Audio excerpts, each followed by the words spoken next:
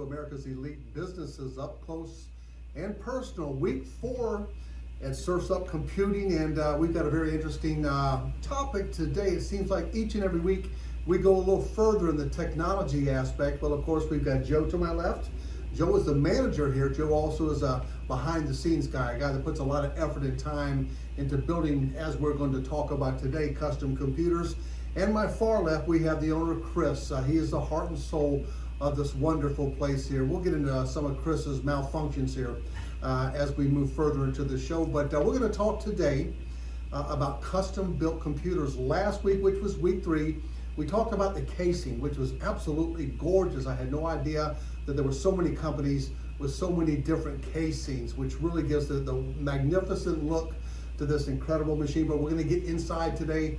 Joe's going to lead the way. He's going to tell us from the beginning to the end how they build a custom computer in here at Surf's Up Computing. Joe, good morning. Good morning. Good to have you here, my friend. What's up? Thank you. Good to be here. You're good. Let's talk about it. I mean, I know you guys don't want me to explain it because I'm a little quicker.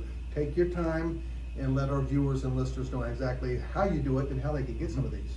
Yeah, well, basically it starts out with the customer, describing what they need, like if they want a custom-built computer. Most important question really is, there's 2 questions and they're kind of equal importance. One is what their budget is, and the other one is what they're going to be doing with that computer.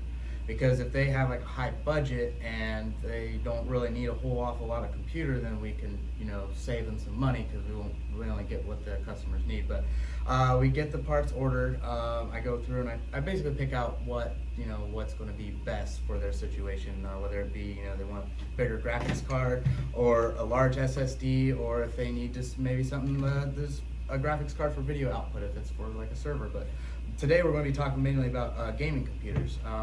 But let's see, first step really is get all the parts. First, really we get the motherboard here with the processor. We mount the processor usually outside of the case because it's easier to get to. We don't really have to worry about their... Can I ask you something real quick here? Are we talking outside of the norm? Is this something that you feel because of your expertise you could do this maybe a little better than the competition? Or is it just like the normal textbook on putting a computer together? This is kind of like textbook how to put a computer together, okay. But we like to go above and beyond, with the personalization of the cases. Right. We try to not sell customers things that they don't need. Excellent. Like if they, they need something, we will sell it for them. But if they, like I've had people come in and they walked out with a fixed laptop rather than a new laptop because it was, they don't need that. But so basically the the processor is the heart and blood of the system. It's really the second most important part of the system. The graphics card is in the gaming computer because they're usually want to spend about 50% of your budget on a graphics card. Memory, we usually like to stick with like 2 sticks. 8 gigabytes is like a bare minimum for a gaming computer. Sometimes we'll go up to 16 gigabytes, but 2 sticks generally for dual channel mode. For processors that support it, we like to do 4 sticks, so it runs in quad channel, and then they get better performance. But then we got the heat sink here. This is for sinking the heat away from the processor, and then there's a fan here that blows the air across this. The heat goes up through the copper heat pipes up here, and then air goes and blows it out and cools down the processor. This is very necessary to keep the processor cool and quiet under operation. This is the thermal paste. This is, if you do not have this on the processor, then the heat is not effectively transferred, and then you run into overheating issues, and the processor will slow down, and then the fans will ramp up because it's getting hot. The graphics card here, this is usually the most important part in a gaming system because this is what generates the graphics. This is what has all the video outputs. This is what you hook all your monitors up to.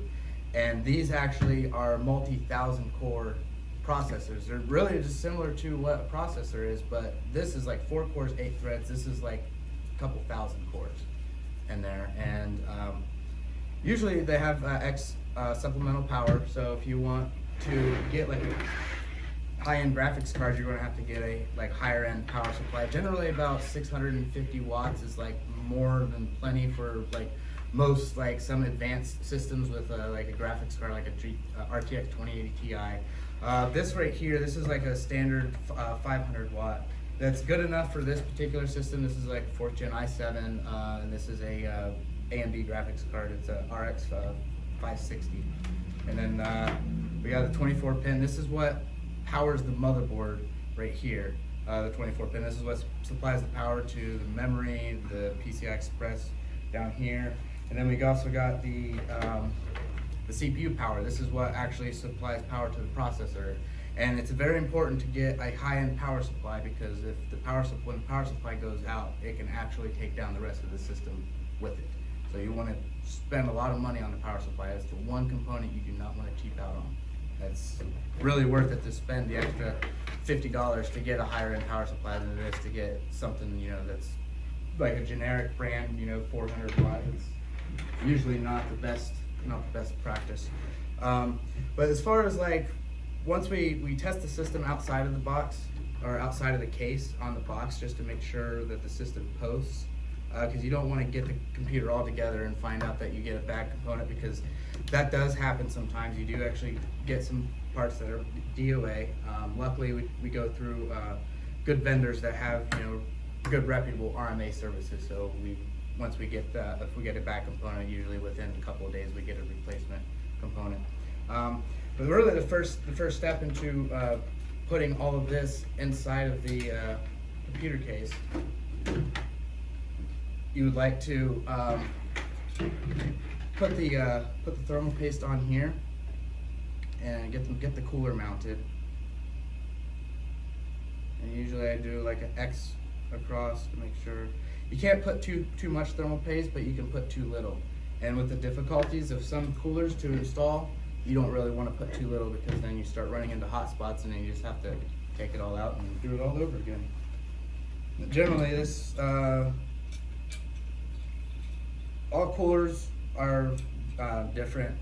This is a Cooler Master one. These ones are kind of easy to put on. The AMD ones are more difficult because this bracket is actually underneath the heatsink, so you have to like get it at a weird angle with the screwdriver.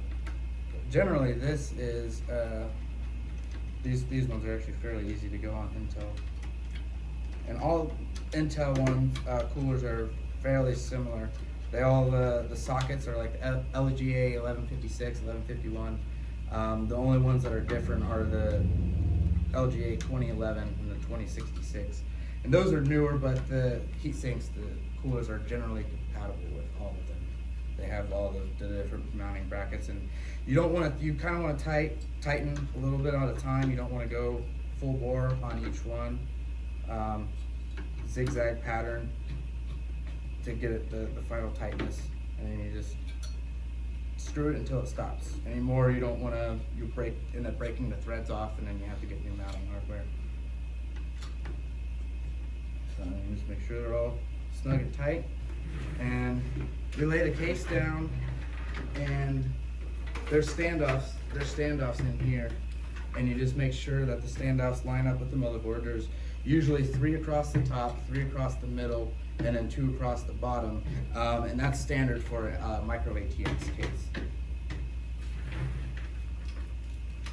While you're putting that together, I wanted to ask Chris a quick question. Chris, Sure. You said it was I think 12 years ago. You said you built your first custom computer, if I remember the conversation. Correct. Did that moment prompt you to really start creating custom cases and custom inside? Was that like the beginning?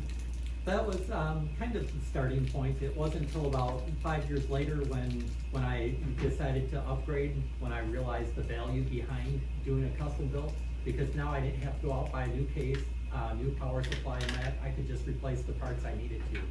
Is it safe to assume that all these custom case computers are also custom on the inside? Correct. Okay, so we have a custom computer inside now. Yeah.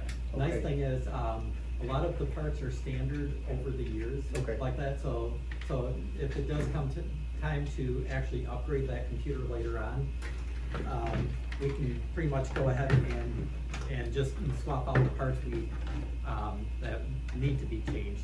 Not like if you buy a computer that's already pre-built, chances are the components may not be able to be upgraded again. Gotcha. How we doing, Joe? Oh, we're doing pretty well. I'm installing the IO shield. It's Okay. common practice to install this very first thing because it's very easy to forget about it. And if you forget to put that in, then you have to pull the whole board back out. We have to start from scratch. Yes, pretty Okay. much. Yep, pretty much. And then you just set the board in down here, and then there's usually about 7 screws, 8 screws for a standard micro ATX board, and then it's usually the fine threaded ones. They're I think M2 millimeter screws, and I just go in and screw into the standoffs. And as far as like picking out a good power supply, and yeah, to add to what you said, Chris, when we're picking out components, switching with a custom-built computer from upgrading it, if you spend a lot of money on a good power supply, that power supply can be the lifeblood of the system to carry along. There's some power supplies we get for some customers that if they want it, we'll get the EVGA GQ 650 watt, and it's got a 10-year warranty. So we get that, so that way the customer can have that for at least 10 years.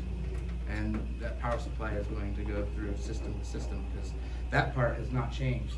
Over all the years of the computers, it's like a 24 pin, and then the 4 pin I think started with some of the newer like motherboards back in the mid 2000s.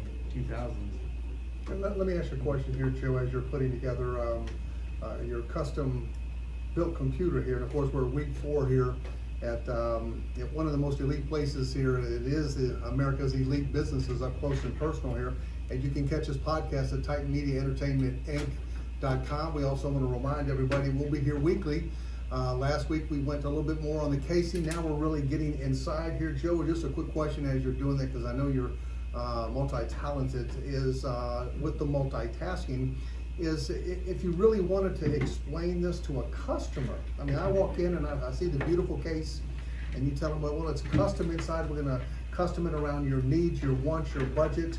Do you break it down like this in front of a customer as well? I haven't had much experience. I mean, I've had customers come in and just like last week, I had a customer watch me actually build their computer. Okay. I actually encourage that. I actually encourage them to sit here and watch, so that way they can learn to see how it's done. And it's always good to learn. Knowledge should be free. So it's but a lot of them we got like RGB lights and stuff. This is sometimes extra to put in. Some cases that we get actually will come with the RGB lights, but this one right here, this is like a USB power one that is really nice. But this is now I got the motherboard in here. The CPU cooler is mounted. I did not mount the fan yet. That's my fan, right? That's I mean, I was told last night on my email that one of my biggest fans would be here for my football days, and yeah, we brought it in. Parking lot was empty, so I continued to search. I even went down to the Hess station to see if maybe there was an overflow.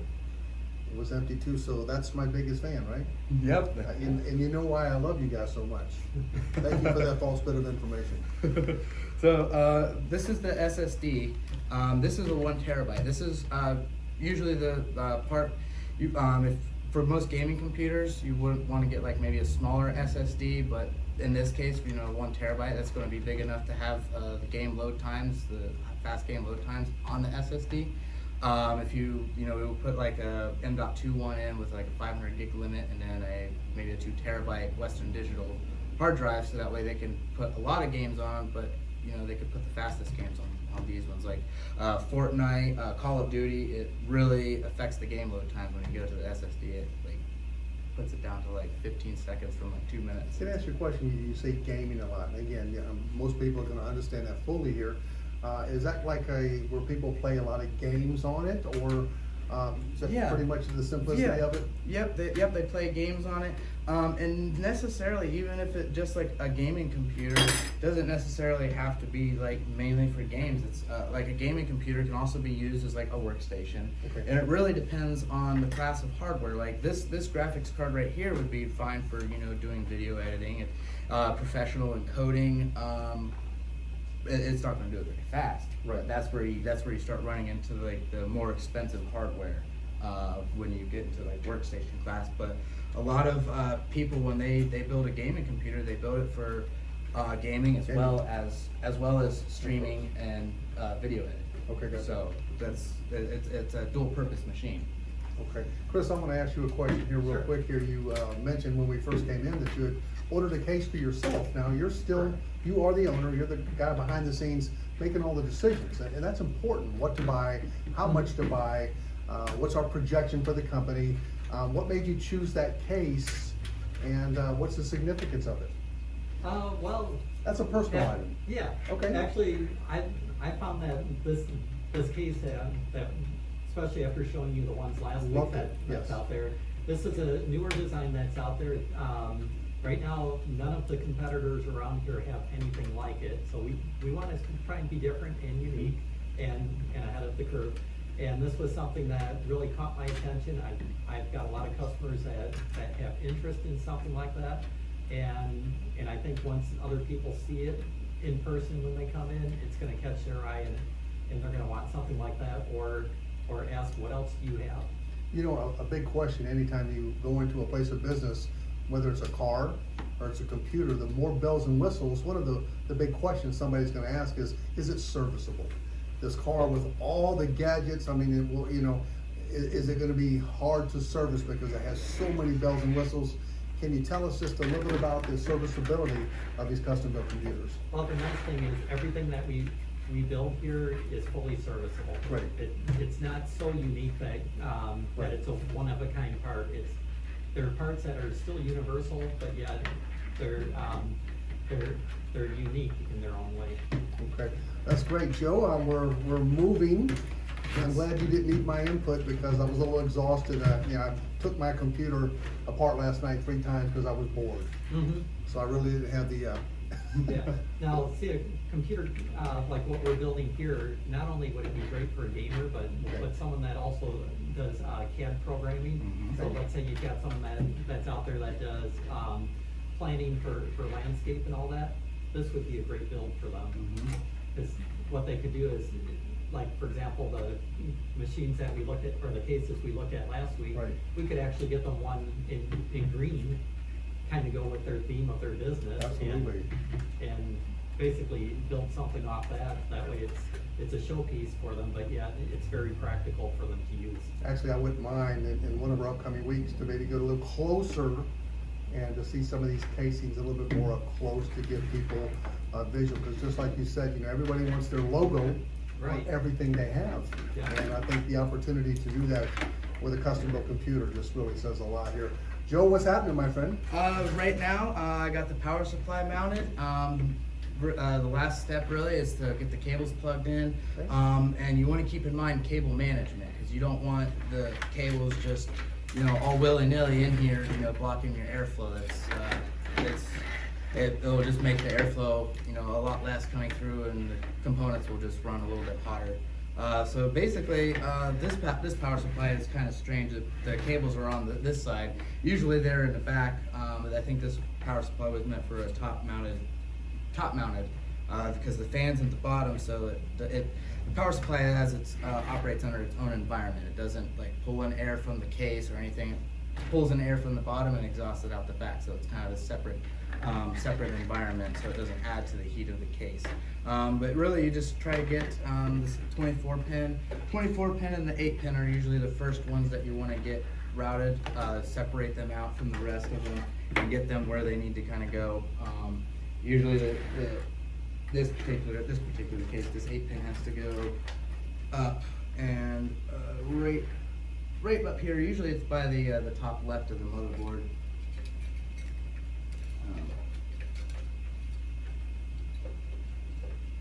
Now, these computers come in built and ready to go.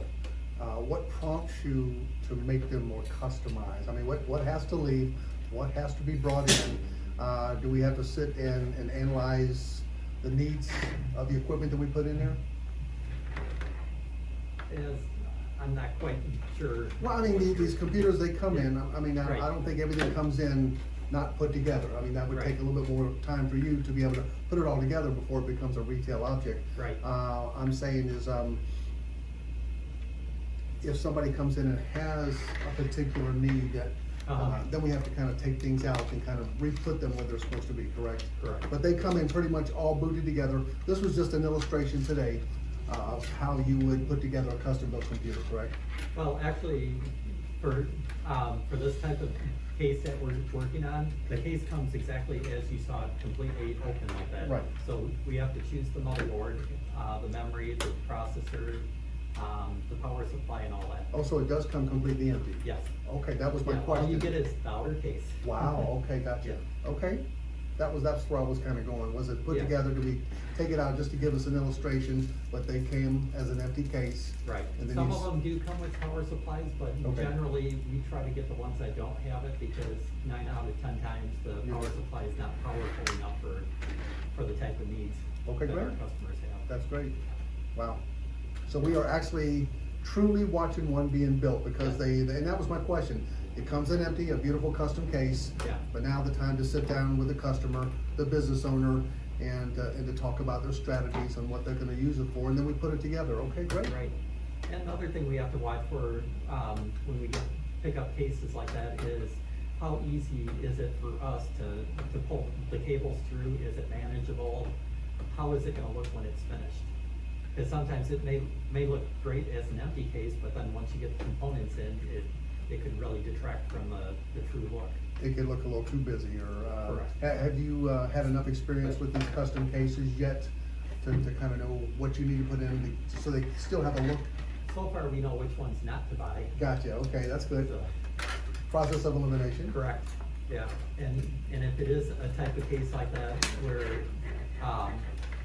basically it's something that's not well designed or whatever, Okay. it may end up just being like an inexpensive case that somebody just wants to have us throw something together real cheap, but we try and stay away from those. We try and stay with, the cases that are built to last for a while and are a lot easier, and, I guess there's several other things that go with Right. it too, like airflow, we have to look at that. Okay. Whether the case includes fans, that's a Right. big component too. Well, Surf's Up Computing, I mean, you guys do a little bit of everything here. Right, Is this now considered an asset to your store?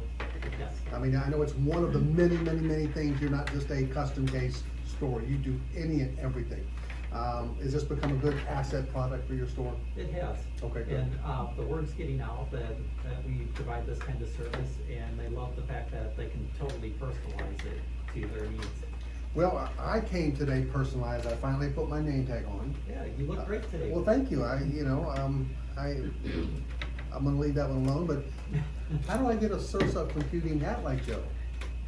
Well, actually, that's one he totally customized himself. It looks like it's a customized out of a distinguished look for him. 1970s sitcom. I mean, it has its authenticity, and so it's not a Surf's Up. It's just Joe. It's not official, it's the Joe look. Yep. It's Joe. Okay, Yeah. well, a lot of people, Justin Bieber started out with just on YouTube, and then look at him now. He's working at Wendy's. So Yeah, and who knows, that may be the next line of clothing that comes out. I want Joe to remember I'm his right hand man, not just physically because I'm at the right hand of his table, Mhm. but I've got your back, Joe. Oh, thank How we doing, Joe? We are doing pretty well. Just getting the Okay. final cables plugged in. I got the SSD in. I just gotta get the data part plugged in for that. All these cables here are actually extras. So Cut him? no, Not at this no, moment, nope. I was just kidding. Oh yeah. So basically, with this in this particular case, there's actually a convenient spot to just kind of manage these, wrap them up, kind of the natural way they were Tape them in the together. box. Yeah, we would usually use a wire tie. I'm trying to become an asset too. Oh yeah, there you go. My ideas. Get electrical Yeah, tape. probably won't work. Electrical tape does work pretty well. That's what I was thinking. I have used it in the past, Yeah, it's although it's just make sure that the case doesn't get too hot, because then everything gets kind of. I've got an extra loaf of bread in my house. I can take the tie off of it. I mean, it's a new refrigerator, so it's not As gonna long go as bad. it's the twisty and not the clip tie. It's not a clip, it's a twisty, and I just bought it yesterday, so Okay, I feel like I'm a part of this project now. Thank you. yeah. There's actually a nice convenient place to store all those cables down right there. Because remember, we've got a clear panel here, so whatever he does, it's gonna It's show up. seen. Yeah. Okay. I think you're trying to X me out of this project by what you just said, so that's okay. I want to remind everybody, again, we're at Surf's Up Computing. We're putting together a custom-built computer. and of course Type Media Entertainment Inc. We do America's Elite Businesses up close and personal each and every week. Joe is putting the finishing touches on a custom built computer. We will be here again next week, and only Chris, the owner, knows what will be happening next week. I try not to know too far in advance because I get depressed, but as long as he gives it to me the day before, all kidding aside, we enjoy our time here. We've learned a lot. The store's getting the exposure it deserves, and we just look forward to each and every week to learn something new and to give our podcast listeners and viewers. Anything, Chris, you want to add here while Joe is putting the finishing touches on it? Well, I know we've got some interesting things that are gonna be coming up in the future. Yes, we do. And I know I like to keep you on the surprise. That's why I don't get depressed. Right, Okay, good. but yeah, I'm hoping that our watchers out there stay tuned in with us. They will. They're gonna find some really cool stuff in the future, and when we do get that case in, I'd love to show everyone, Okay. and maybe we'll actually do another custom build. I think about that every day, you know Yeah. that. I would love to do that again. Joe, Yes. okay, you This just is keep actually pretty working, good. Joe, and This then- is, it's pretty close to being done. Just got, let's see, I got graphics card cables plugged in. I pulled the card out so I could reroute the 4-pin or the 8-pin CPU power connector up there. After you've done this a few times, you kind of learn some tips and tricks when you're dealing with a case like this that doesn't have much room behind the panel for the CPU power cable. You can run it up behind the graphics card to kind of keep it out of the way. Some of the more budget cases, when you pay a lot of money for a case, one of the things that you get are cable management tie downs, room behind the motherboard tray to hide all the excess cables. With this particular case, I have the cables hidden down here. Now this is fine because we don't have a drive in this bay, and it's kind of below where the plexiglass stops on the side of the panel, so it's going to be kind of hidden, so we're not going to worry about that. It's still going to look fairly attractive on the inside. So. I'm trying to figure out where my picture's gonna go in your custom cases. I mean, You're gonna be front and center. I don't believe that. I mean, that sounded good. I don't think anybody at home believes that either. I mean, this is week 4, Chris. They've come to know you, a great business owner, a great guy, but I'm always being kicked aside here in these interviews, but I'm okay with that. Gives me something to look forward to, something to elevate this interview, because you keep. I think a good caricature drawing of you on the case would look really cool. I'll start working on that as soon as we finish it. Let me draw it. I'm not gonna let you draw it. Oh, come on. Well, we are still waiting, Joe, and actually it's been a wonderful process today. We're week 4 at Surf's Up Computing. We have the owner, Chris, we have Joe, and Joe, this is our second time we've had Joe sit with us. Joe is a really wonderful behind the scenes kind of guy. Even though Chris, the owner, knows all this, duties by owners keep them from getting behind the scenes, but everybody knows your team is only as good as a supporting cast. Joe is doing a great job here, even though I know very little, and I'm retaining very little. But Chris, we're just gonna let Joe finish up here real quick. Sure. And if you have any ideas for next week, anything you're thinking of right now, I don't mind getting a little depressed for the There's week. a couple projects we're working on, especially during the virus time and all that. Okay. And if everything comes to fruition and all that, what I'd like to do is really promote those items next week. Okay, So, that'd be great. so if that doesn't happen, if we get delayed another week, that's not an issue. We're gonna have a lot to talk about for a while, I got a feeling. Yeah. So in the meantime, I see you're still holding on to your #1 fan there in front of you. That's not gonna leave. I mean, I didn't sleep last night when you guys told me my biggest fan would be here. Yeah. I mean, I had memories all the way back, and so, yeah, I'm just gonna, that's the only substance I have in my life right now. Yeah, the nice thing is, not only do you have regular fans out there, you also have, what's called RGB fans. Okay. And they're the lighted ones that you can control the light. So I can get a so your- lighted Your fan. computer case could actually be a light show. Well, I wanna know a little bit more about, now that Joe is pretty much running everything here by himself, Uh-huh, your custom room, I mean, yeah. is that working well with you, or, I mean, you're the owner, that's probably Yeah. a pay grade down, but, well, we're letting Joe finish up here. Yeah. Jess, how much time, are we good, we getting close? We're good? Okay. Last thing is this, the CPU fan. Now with a fan, if you're not going to be gaming or anything, you don't really need a big tower cooler like this. A tower cooler like this is for like if you want to overclock or you want to just keep your temperatures in check. And then this fan is usually the last thing I put on. And a lot of the Cooler Master coolers are fairly similar, but this one here, it just latches on, and then you plug the 4-pin into the CPU fan connector on the motherboard, and let's see if I can get to it. And you want to also explain, Joe, why you want to have not only a cool looking computer, but a cool inside computer? Yeah, absolutely. Generally, the CPUs, they run their maximum temperature is about 105 Celsius. When it starts to get close to that temperature, the CPU will actually start slowing itself down to keep itself from overheating and burning out. It's a safety feature, and that's why you want your CPU to run cooler. Under load, the CPU can put out upwards of 100-degree heat, where with the heat sink, it's going to bring the temperature down. And I'm saying 100 degrees Celsius. 105 Celsius is about the maximum, the TJ max of Intel CPUs. Some of them are about 110, some of them are 100. But generally, the cooler the processor runs, the faster that it's going to run, and the better frame rates that you're going to get in your system overall. So, yeah, that's why you want to get a nice cooler. There's liquid coolers are really good to get, all-in-ones, custom built water cooling systems. It's something that we can do here. Something I have done a lot of research on the matter and have looked into. And water cooling is it's more for if you want your system to look really, really good and be really cool at the same time. But there is also a lot of maintenance involved in water cooling. You have to flush the system every 6 months to make sure that you're not getting built up inside. You make sure you don't want to mix metals like a copper radiator with nickel fittings and stuff. You don't want to mix metals because then you start getting gunk built up and causes the stuff to grow inside of your water cooling loop, and that's generally not a good thing. Let me ask you a question here, Joe. Just bought a custom built computer, had some time and watched you put it all together.